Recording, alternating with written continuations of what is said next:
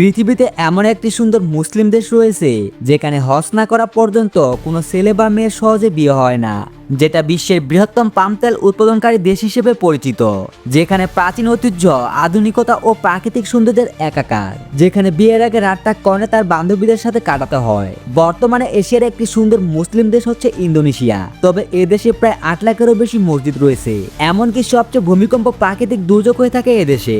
Indonesia একমাত্র মুসলিম দেশ যেখানে ইসলামী শরিয়া আইন চালু রয়েছে, আর এই আইন অনুযায়ী চুরি, ডাকাতি, জুয়া খেলা এবং অ্যালকোহল পান করার সাজা হিসেবে কঠোর বিধিবিধান রয়েছে।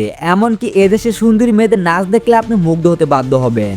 আজকের এই ভিডিওতে ইন্দোনেশিয়া দেশ সম্পর্কে সকল অজানা তথ্য জানাতে চলেছি, তাই ভিডিওটি না টেনে সম্পূর্ণ দেখতে থাকুন। তো ভিডিওটি শুরু করার পূর্বে যারা এখন আমাদের চ্যানেলটিকে সাবস্ক্রাইব করেননি তারা চ্যানেলটি সাবস্ক্রাইব করে পাশে থেকে বেল বাটনটি বাজিয়ে দিন। ধন্যবাদ।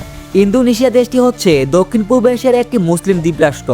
জনসংখ্যার দিক থেকে এটি পৃথিবীর সবচেয়ে বৃহত্তম মুসলিম রাষ্ট্র। দেশটির নাম হচ্ছে রিপাবলিক অফ ইন্দোনেশিয়া। প্রায় 1400 খ্রিস্টাব্দ পর্যন্ত ইন্দোনেশিয়া একটি সিঁড়ি বিজা নামে পরিচিত ছিল। ইন্দোনেশিয়া ভারত মহাসাগর ও প্রশান্ত মহাসাগরের মাঝখানে একটি কৌশলগত অবস্থানে অবস্থিত। ইন্দোনেশিয়ার আয়তন 19,19,434 বর্গ কিলোমিটার। দেশটি প্রায় 17,000 দ্বীপ নিয়ে গঠিত। এর মধ্যে প্রায় 6,000 দ্বীপে এদেশের মানুষ বসবাস করে।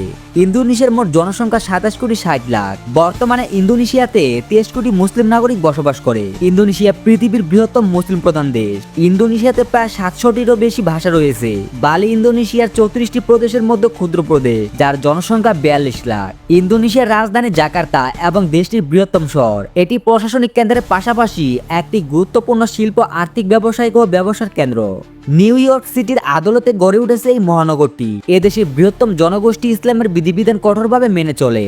ইসলামিক শরিয়া আইন অনুসরণ করে মেনে চলার কারণে দিন দিন উন্নতির দিকে এগিয়ে যাচ্ছে দেশটি। এখানে জুয়া খেলা, অ্যালকোহল পান করা কঠোরভাবে নিষিদ্ধ করা হয়েছে। এই দেশটিতে অন্যান্য দেশের তুলনায় সবচেয়ে বেশি ভূমিকম্প হয়ে থাকে। ইন্দোনেশিয়াতে ভ্রমণ পিপাসু মানুষের আকর্ষণ সবচেয়ে বেশি হয়ে থাকে, কারণ ইন্দোনেশিয়ার মানুষেরা পর্যটকদের সাথে বন্ধুপূর্ণ আচরণ করে থাকে।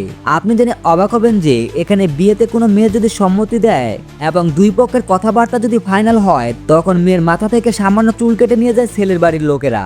এরপর বিয়ের আয়োজন শুরু হয়। বিয়ের আগের রাতটা কনে তার বান্ধবীদের সাথে কাটায়। অ্যামাজনের পরে ইন্দোনেশিয়া পৃথিবীর সবচেয়ে বেশি বনাঞ্চল যুক্ত দেশ।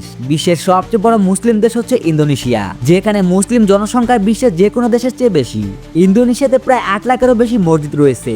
এর মধ্যে সবচেয়ে বিখ্যাত ও বৃহত্তম মসজিদ হলো ইস্তিকাল মসজিদ, জাকার্তাতে অবস্থিত। এই মসজিদটি বিশ্বের 3য় বৃহত্তম মসজিদ। এতে প্রায় 1 লাখেরও বেশি মানুষ একসাথে নামাজ আদায় করতে পারে।